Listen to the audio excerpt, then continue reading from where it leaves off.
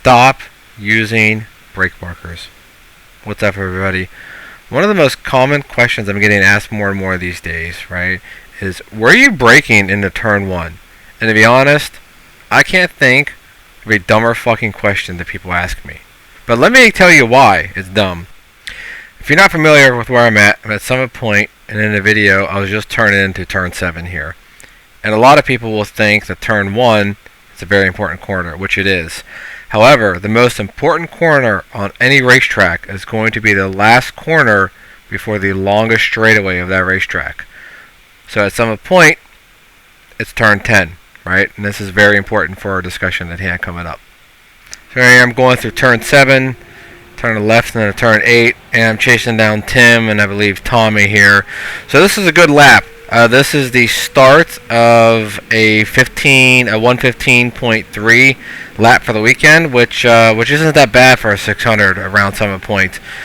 For reference, I believe the outright lap record is a 112.556. So not bad. So anyways, coming here across the start finish, and you're going to see that I brake really, really early going into turn 1. Probably earlier than most of you guys watching this video.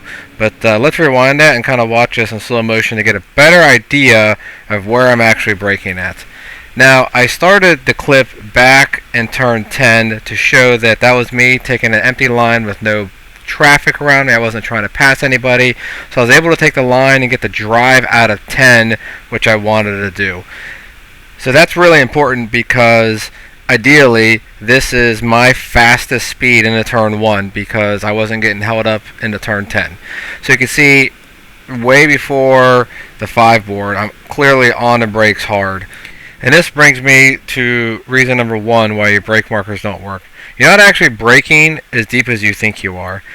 Go back and watch some of your own videos and your own clips, and I think you're going to find that you tell your friends I'm braking at the 5 board or the 4 board, and you watch your GoPro, and I think you'll see that it's actually way before that. So let's bring it back to turn 10. This is the next lap or the lap after from the same race. I caught up to the guys, and I'm getting ready to make a inside pass into turn 10. So I'm lining up here, and I was making up ground on Tim through turn 8 here and running up through turn 9.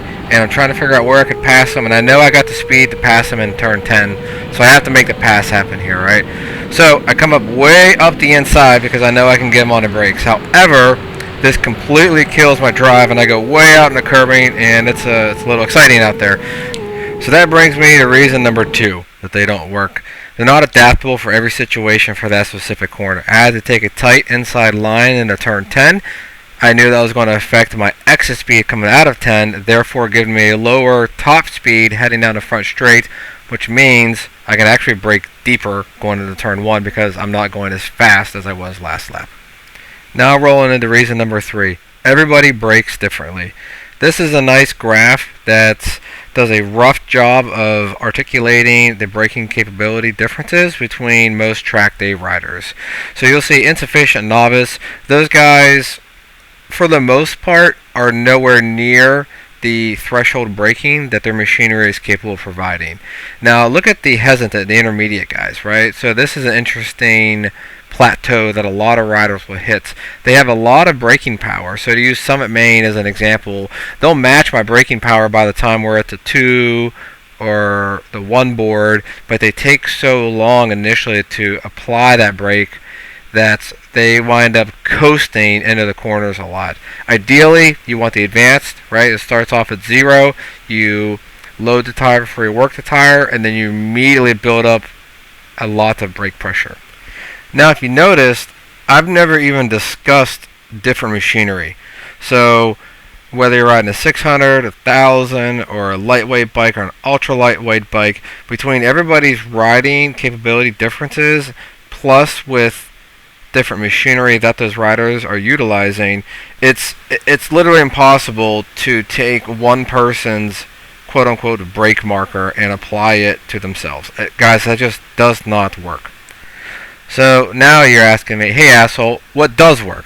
Reference points. Reference points are vastly different than using a braking marker. I would summarize the differences between braking markers and reference points as brake markers are tangible and a reference point is intangible. If somebody's asking me, hey, where am I braking, and I tell them the bridge or this brake marker or this cone, whatever, that's a tangible fixed object. The reference point is that intangible feeling that's telling you when you're going into the turn one and you tell yourself, I need to start turning the motorcycle now, otherwise I'm not going to make that corner. If you can implement reference points into your braking, you're going to find yourself more adaptable to ever-changing track conditions, and you're going to be able to better maximize your braking potential. I hope you guys found this helpful. Please let me know what you think.